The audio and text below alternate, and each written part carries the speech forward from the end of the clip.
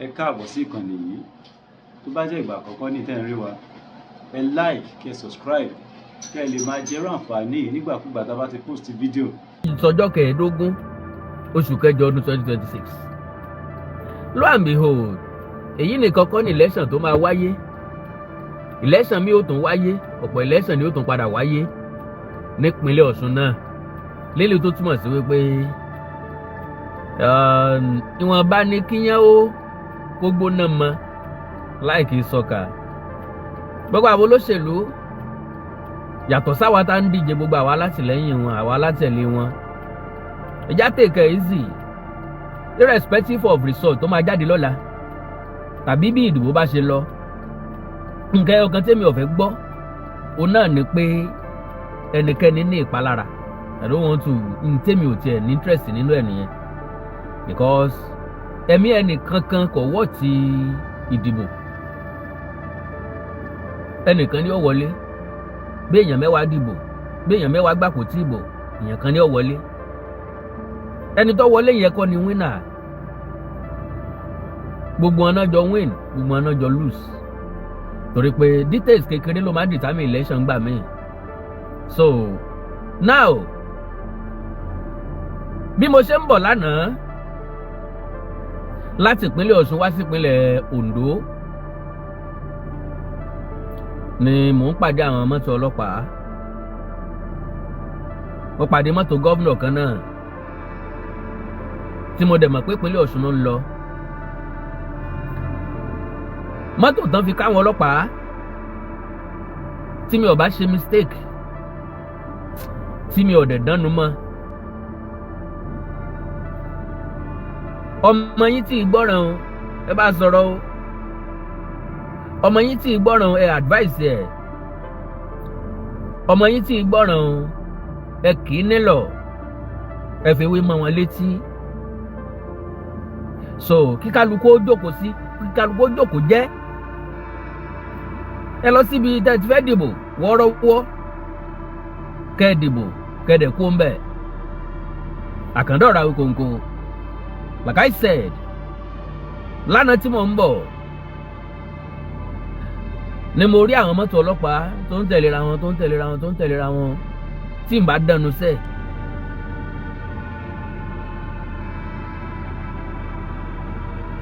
So ẹ má bínú, nẹ́tíwọ̀kì ibi tí mo wà ní ò dáa, nẹ́tíwọ̀kì ibi tí mo wà ní ò dáa, bọ̀ mo nígbàgbọ́ pé ó máa gbórí dúró díẹ̀.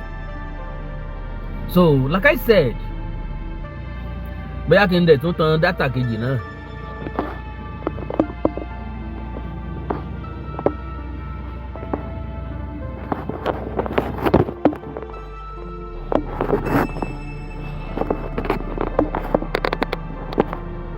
So now,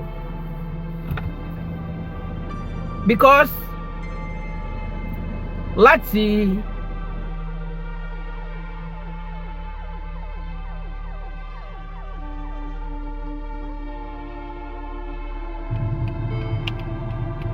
nẹ́tíwọ̀kì ní ọ̀dá, ẹjá tó wò ti bí iná. So like I said,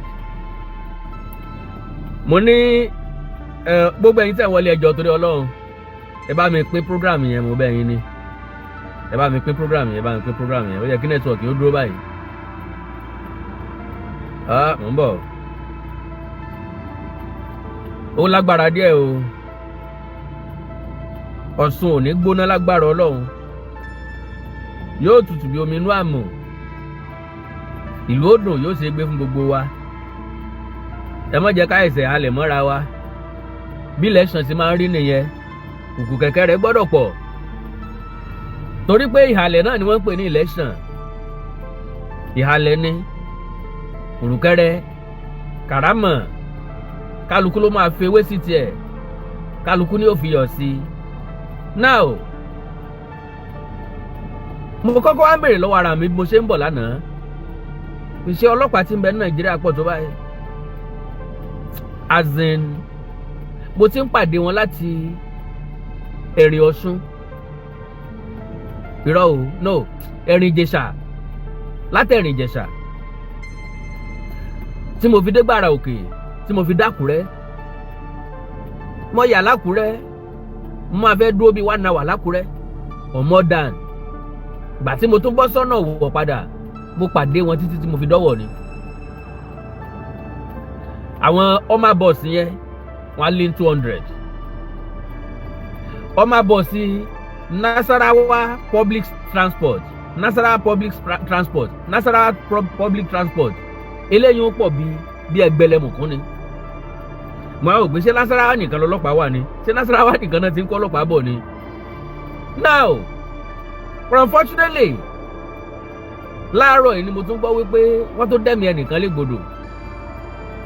Wọ́n ní olólùfẹ́ àti alátẹ̀lé ẹgbẹ́ òṣèlú àkọọ̀dù ni wọ́n ní pé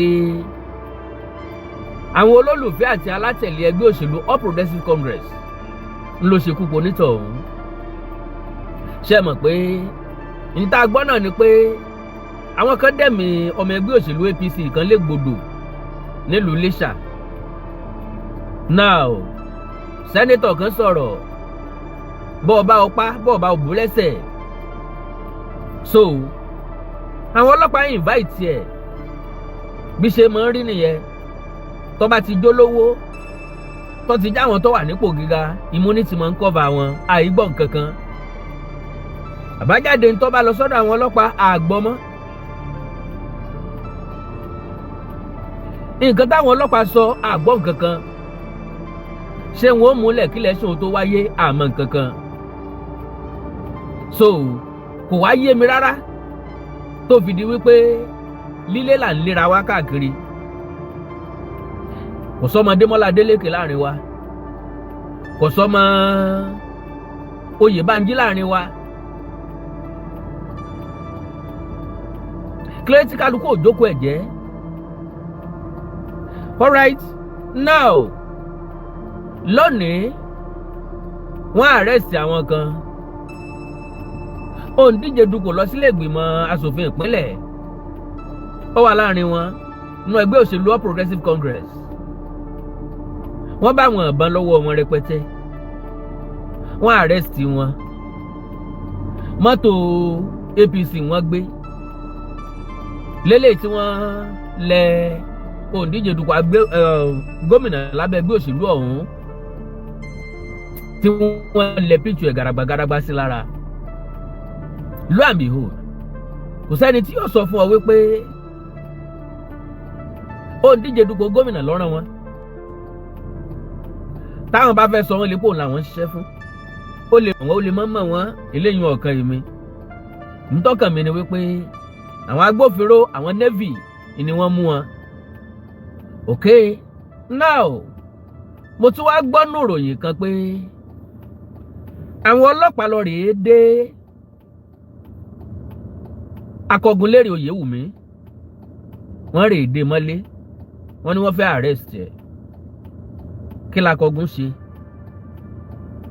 Ilọ̀sán kó lọ síbẹ̀ wọ́n ló lé 10. Kí lakọgunlérè Oyèwùmí ṣe?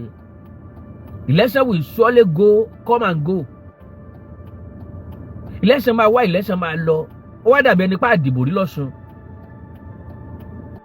Ṣé torí aráàlú náà gbogbo eléyìí ò ṣe torí aráàlú. Àwọn èèyàn wá ń sọ wípé Ààrẹ Bọ́lá Ahmed Tinubu mọ̀ ń pa wàhálà tí ń ṣẹlẹ̀ yìí. Tàbí pé bóyá torí Tinubu fẹ́ gba Ọ̀ṣun by fire by force. Àwa ni tó ẹ̀já mọ́wọ́ lẹ́rán ká máa wòye. Lọ́jà ń sọ wípé Demola Adeleke ń bá kádàrá jagun. Tó bá jà lájàyè Àkàndọ̀rọ̀ Awíkóńkó máa congratulate ẹ̀. Because Ògúndòtí irọ́ ò da ẹni tí ń pa ò lálàáfíà. Ẹni tí wọ́n ní wọ́n pa yẹn Omi Ẹran Àtijọ́ community ni wọ́n pe bẹ̀. Takọ̀gúnlérè Oyèwùmí òun bẹ́ẹ̀. Now eléyìí tó tún wá fọ́ọ̀nì ń bẹ̀ ó ní ti àwọn ẹgbẹ́ tí wọ́n ní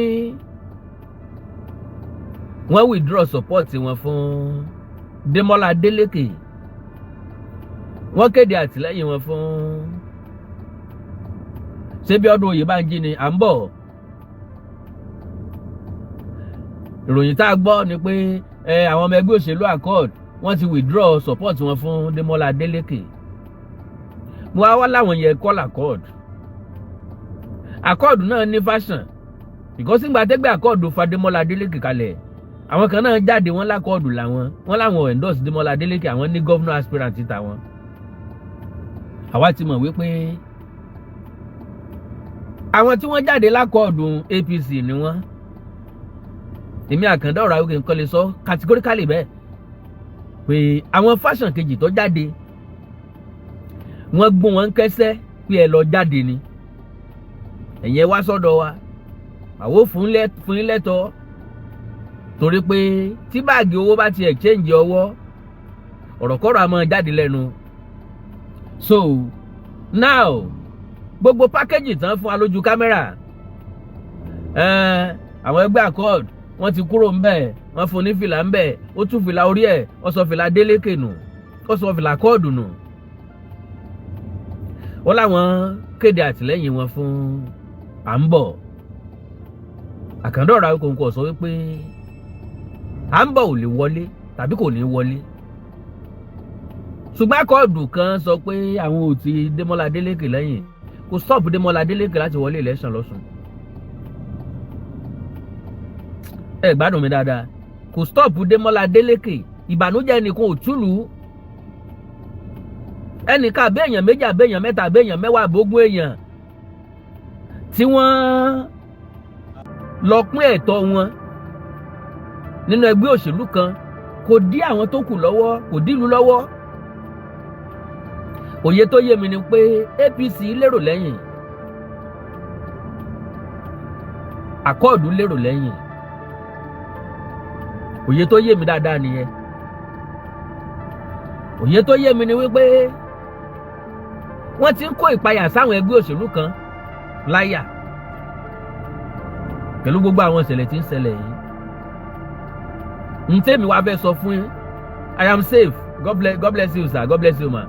Ntẹ́mi wá fẹ́ sọ fún gbogbo ọmọ ìpínlẹ̀ Ọ̀ṣun lónìí ó ní wípé kò sí nǹkan kan tí ó ṣe nìkankan o. Go out there tomorrow morning. Lágbára Ọlọ́run mo máa dé ìpínlẹ̀ Ọ̀ṣun kí election tó bẹ̀rẹ̀, and I will surely vote. Trust me, màá dé ìpínlẹ̀ Ọ̀ṣun lọ́la kí election tó bẹ̀rẹ̀ pẹ̀lú ògo Ọlọ́run, kọ́lọ́mọ́jà rí ìtaàrò kọ́ mọ́ bá nǹkan tá ń rò jẹ́. Àjọ dìbò ni, ṣùgbọ́n mo láǹfààní àti sọ fún ọ pé jáde láàárọ̀ ọ̀la, ẹ̀tọ́ rẹ ni láti dìbò. Ẹnìkan kò lè dápayà sí ọ lára. Lo and behold, àwọn ọlọ́pàá tí wọ́n wà nílùú, àwọn sọ́jà tí wọ́n bẹ́ẹ̀ lù, wọn ò sí nípínlẹ̀ Ọ̀ṣun fún ẹnìkan tàbí ẹgbẹ́ òṣèlú kan. Get that to your skull, get that to your sense. Mọ́kàn kúrò nínú ìhàlẹ̀ wípé àwa la ní federal kíní kankan, Tinubu fẹ́ gba Ọ̀ṣun tìpátìkúkù, ìrèsì ẹ̀ kúrò ní máìdí ẹ̀. Ní lọ́kàn wípé gbogbo ọlọ́pàá tí ń bẹ yẹn wọ́n wà ń bẹ for every one of us. Kí ló máa wọn ọlọ́pàá rẹpẹtẹ wá sí ìpínlẹ̀ Ọ̀ṣun nígbà tó di pé wọ́n bẹ̀rẹ̀ sí ní para wọn yára-ń-díà. President ò lè lajúlẹ̀ káwọn èèyàn mọ para wọn torí pọ́n fẹ́ dìbò. Èyí tó kó ọlọ́pàá rẹpẹtẹ wá sí ìpínlẹ̀ Ọ̀ṣun nìyẹn. Ibi tí tension bá ti wà lọ́lọ́pàá máa ń pọ̀ ńbẹ̀. So kẹ́nìkan kan máa pínròyìn ẹlẹ́jẹ̀ kan káàkiri pé mọ́ lọ mọ́ dìbò mọ́ ṣe gbá mọ́ ṣàwo, tó bá jẹ́ kán fi nǹkan sí ọ tó bá lè lọ ẹ jáde. Nǹkan fẹ́ kó ṣẹlẹ̀ náà ni pé kẹ́ ẹ tìdí mọ́lé. Tọ́ ọ bá sí ń bẹ̀ mọ́ béèrè pé bóun náà ṣe pin o. Ẹ̀tọ́ rẹ jáde láti rí ìdìbò. Dì í fún ẹni tó wù ọ́ lọ́kàn. Ẹni tí ń bẹ lẹ́mìí rẹ̀ hùn tó wù ọ́ gangan hùn tó nígbàgbọ́ nínú ẹ̀ yẹn wípé yóò ṣe ìlú láǹfààní, ń pé ìlú máa gẹ̀ẹ́nì lára ẹ̀, òun náà ni kò dìbò ẹ fún. I am not a fan of anyone. Mi ì ṣe fan Adeleke, mi ì ṣe fan à ń bọ̀. Mi ì kórìíra Adeleke, mi ì kórìíra ń bọ̀. Mo nígbàgbọ́ nínú Adeleke, mo nígbàgbọ́ nínú à ń bọ̀. because anybody tó bá wà nípò gómìnà iṣẹ́ ìlú wọn ni kó wá ṣe kì í ṣe iṣẹ́ mọ̀lẹ́bí.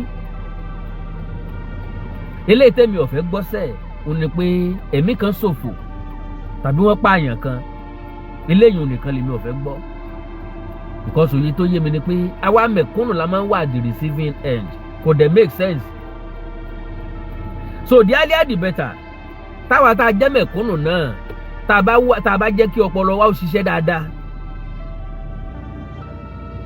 ká rántí wípé àwa náà lè di nǹkan lọ́la àwa náà lè jẹ́ nǹkan lọ́la. So takọ̀gun lérè oyè wù mí kí ni ọlọ́pàá ń wá nílé wọn ṣé lóòótọ́ lọ̀rọ̀ tí gómìnà Ademola Adeleke sọ wípé àwọn special ọlọ́pàá kan wá láti Àbújá wọn ò dojú sọ̀yàn méjì àwọn èèkàn nínú ẹgbẹ́ òṣèlú àkọọ̀dù ni wọ́n ń lé kiri bẹ́ẹ̀ bá ti dẹ́yẹ sí lérè oyè wù mí tẹ́ ẹ̀ jẹ́ kí lérè oyè wù mí ó jáde láti dìbò ó túmọ̀ sí pé federal government wà lẹ́yìn ẹgbẹ́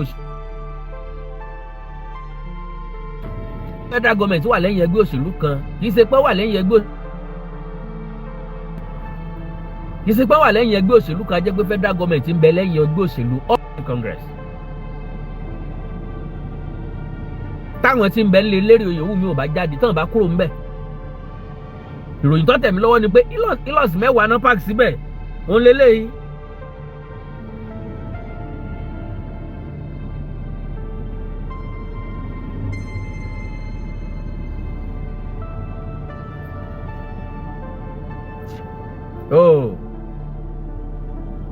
mi kí ìpínlẹ̀ yẹn ṣá so ìròyìn tó tẹ̀mí lọ́wọ́ láàárọ̀ yìí ò ní wípé ilọ̀s 10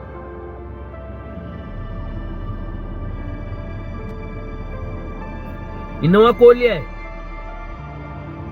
gbèsè láàárọ̀ ìlẹ́yìn ìrọ̀lẹ́ jáde ó ní security operatives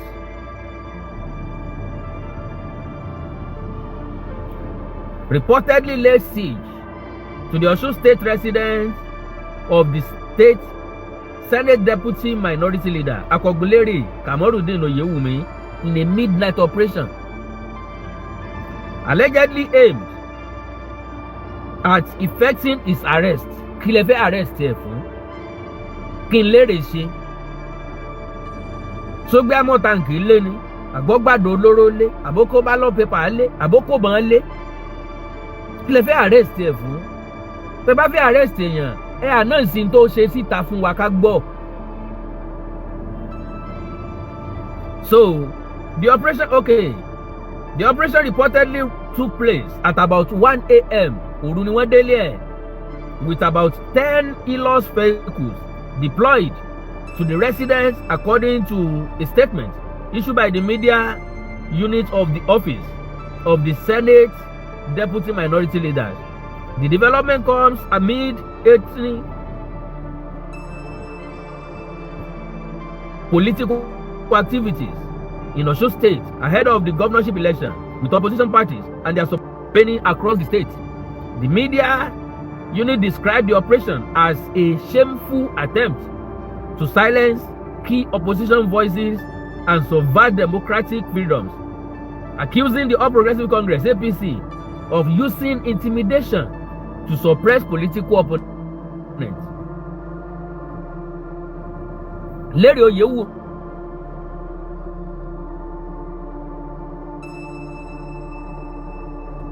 ọmọ ìlú kan náà jọ ni wọ́n ìkiri jọ kí ló dé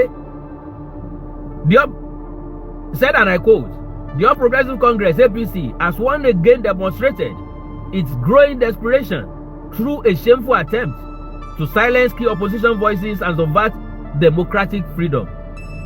According to the statement, Oyewumi's residence was laid under siege by security operatives, wielding a heavy deployment of about 10 ilọ̀s vehicles in a blatant bid to effect an arrest. So, can you imagine? If this raid was indeed a legitimate operation, the public deserves immediate and transparent answers regarding the legal authority, official justification, and command behind such a massive state deployment. So now the office also warned against what he described as the weaponization of security agencies for political purposes, arguing that such actions could undermine democratic freedoms and the right of opposition politicians. Nbola wa lọ nípínlẹ̀ Ọ̀ṣun. Nbola lọ nípínlẹ̀ Ọ̀ṣun. Nbola lọ lórílẹ̀-èdè Nàìjíríà. Ṣé dandan ni ká gbé òṣèlú kan gbàbì kan ni? Ẹ fa àwọn èèyàn lè jẹ́ kán decide fúnra wọn. Gbogbo ala tó júbọ ẹni tó lé ní 18 tó bá ti pé 18 ó ti ní ẹ̀tọ́ láti ṣe nǹkan tó wà lọ́kàn tó wù lọ́kàn rẹ̀. Sáwọn èèyàn ó ṣe against will wọn. Èmi àkàndọ̀ra okòǹkò n tó lè mú mi against my will ní pé kí n má vote rárá. N tó lè mú mi sọ pé kí n má dìbò ní pé kí n má dìbò rárá.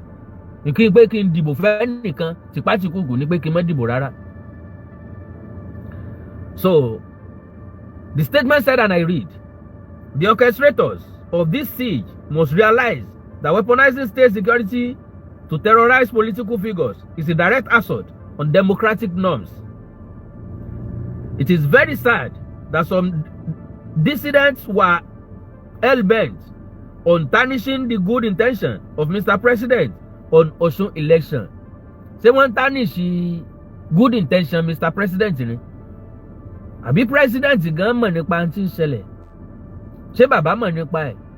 Torí ìròyìn kan tẹ́mi gbọ́, àhesọ ni o, àhesọ ìròyìn wípé àwọn kọmitì tó wá látàbújá tá ààrẹ rán wá, ààrẹ sọ fún wọn wípé tó ẹ̀yin o tẹ́ bá ti ń bọ̀ lọ́jọ́ Monday o, ìròyìn ayọ̀ rìsọ́ọ̀tì ìníkẹ́ ẹ̀ mú wá fún mi. Ṣé mọ̀ pé àsọdùn máa ń pọ̀ lọ́rọ̀ àwọn olóṣèlú, ó lè jẹ́ pé wọ́n bù mọ́ ni, ó lè rí bẹ́ẹ̀, ó lè má rí bẹ́ẹ̀. So gbogbo àwọn nǹkan yìí ló ń jẹ́ kàyéfì fún wa nípínlẹ̀ Ọ̀ṣun. So however, let it be made crystal clear to those driving this agenda, intimidation will never break Senator Lere Oyewumi, pressure will not silence him, and a reckless show of force will not defeat his resolve. Lo and behold, bó ni ò ṣe ní defeat resource ẹ̀ ńgbà tó bá yẹ kó dìbò tí ò dìbò tán bá kọ́ ọlọ́pàá síwájú ilé ẹ̀ tí wọn ò jẹ́ kí Lere Oyewumi ó jáde, báwo ló yẹ fẹ́ dìbò? Báwo ló yẹ fẹ́ disenfranchise right ẹ̀? Àbí wo lẹ́yìn olóòbó ṣe sọ? So gbogbo àwọn nǹkan yẹn wà ó wà very very disturbing, ó wà very very disturbing. So now akọgun Lere Oyewumi, mi ò tí mọ̀ bóyá àwọn ọlọ́pàá yẹn ti kúrò ní nílé akọgun. Etiri network. I dey on program.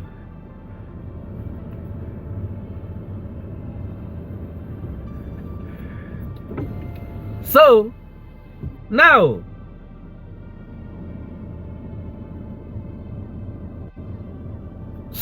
gbogbo àwọn kan yẹn máa ń break èèyàn ni. Kí ló dé tí wọ́n dojú sọ? Oh, okay. Ẹni wọ́n dàgbẹ́ nìkan sọ pé bóyá wọ́n ń protect Lere Oyewumi ni. It's okay. All right. Harassment will fail. Okay. We heard the resilient people of Ikire to remain fearless, resolute, and completely undeterred by these state-sponsored tactics.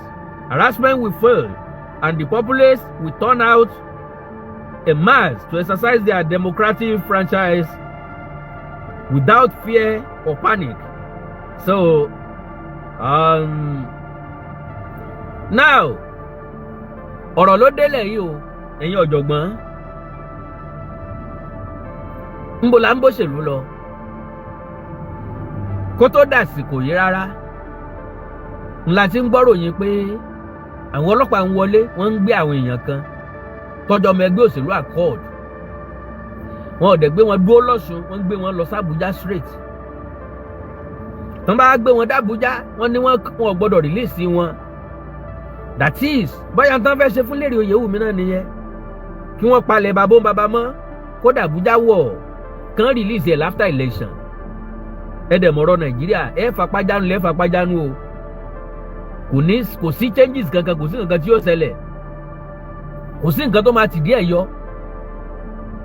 Now election fẹ́ ṣẹlẹ̀, election fẹ́ wáyé lọ́la.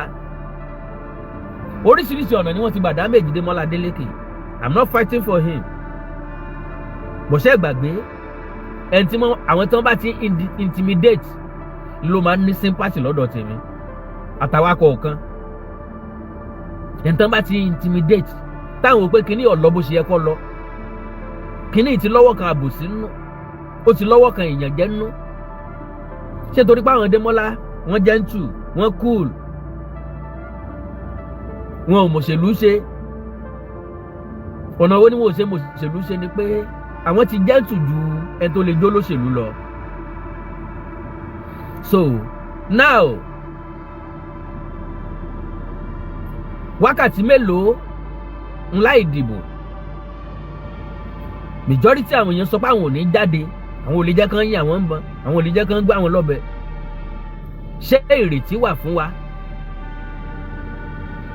Federal government ní láti convince wa lọ́nà wo wípé àwọn ọlọ́pàá tó wá yìí tí wọ́n pọ̀ bí iná gún yìí, because èmi ò mọ̀ wípé ọlọ́pàá pọ̀ níbẹ̀, èmi mọ̀ pé ọlọ́pàá tó wà ní Nàìjíríà tó báyìí.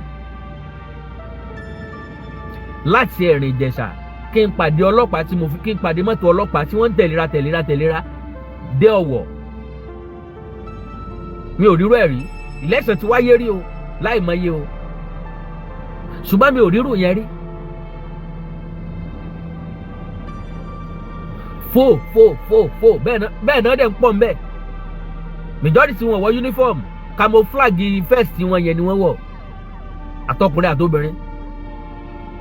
Wọ́n pọ̀ bí Ọ̀ṣun náà gbogbo àwọn eléyìí lọ. Ọlọ́pàá wo ni ó wá kù láwọn ìlú tó kù? Ṣẹ̀ṣẹ̀ gbogbo ọlọ́pàá Nàìjíríà wọn kó wá sọ́sùn yìí torí kíni?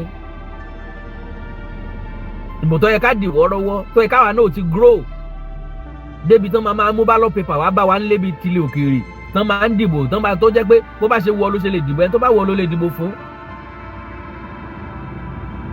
Ọjọ́ wo la fẹ́ ṣe léyìí dà nípínlẹ̀ Ọ̀ṣun lórílẹ̀‐èdè Nàìjíríà?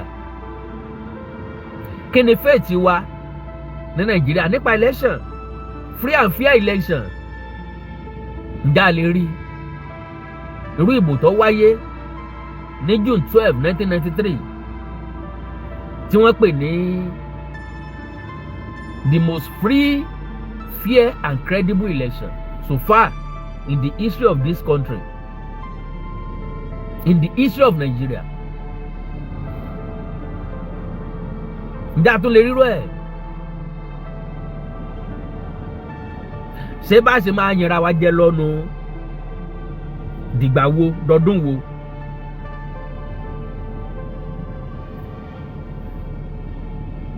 Dìgbà wo? Mẹ̀kúnnù ò ní grace láti decide fúnra wọn. Àwọn alágbára ó mọ bá wa decide, wọ́n mọ bá wa choose leader. How can we revolution rú èwo? Irú revolution wo ló fẹ́ wáyé ní Nàìjíríà? Revolution ò lè wáyé Nàìjíríà, wọ́n pa pẹ́tẹ́. Bí Yíbò àti Yorùbá báwọn bá sọ pé àwọn ń fẹ́ revolution, àwọn tó wà lókè ọya ńkọ́? Sáwọn eléyìí ready fún revolution kankan? Sóye nǹkan kan yé wọn? Ṣé wọ́n mọ̀ tán pé revolution? Revolution kọ́ ni solution, separation ni solution. Lóòótọ́ a mọ̀ pé gbogbo àwọn olóṣèlú ló ti bàjẹ́ o, bá a tún separate náà dáadáa yẹn náà máa fẹ́ practice o, ṣùgbọ́n ojú ọ̀kàrà wa mọ́. Tá a bá separate tá a pín gàárì, ojú máa kára wa mọ́. Ẹ̀hìn pé kò síbi tẹ́nì kankan lọ, kò sẹ́ni tí ó lọ bá múlé sí Àbújá, kò sẹ́ni tí ó lọ múlé sí London, kò sẹ́ni tí ó múlé sí UK, ẹni tí bá ti ń gbà abroad wà, kò sẹ́ni tí ó dìbò fún. So láì dènà pẹ̀lú take our country back, ó wù wá bẹ́ẹ̀. Àwọn tí ń jẹ nínú ìdàrúdàpọ̀ orílẹ̀-èdè yìí wọ́n pọ̀. Ṣé wọ́n fẹ́ jẹ́ ká lọ?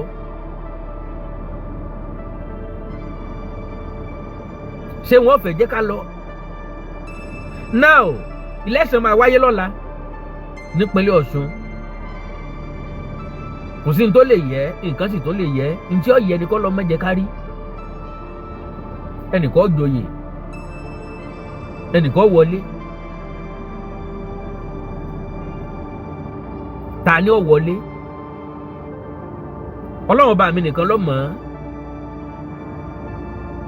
ṣé lóòótọ́ làwọn èèyàn fẹ́ Ademola Adeleke ṣé lóòótọ́ làwọn èèyàn fẹ́ Ambo ṣé tìpátìkúkù Ademola fẹ́ fi wọlé padà ṣé tìpátìkúkù ni Ambo fẹ́ fi wọlé padà ṣé tìpátìkúkù Ambo fẹ́ fi wọlé tán bá wọlé tán fi tìpátìkúkù wọlé kí ni yóò wá padà ṣẹlẹ̀ dọ̀sí mi pé wọn ò ní kú mọ́ Buhari ńkọ́ Sani Abacha dà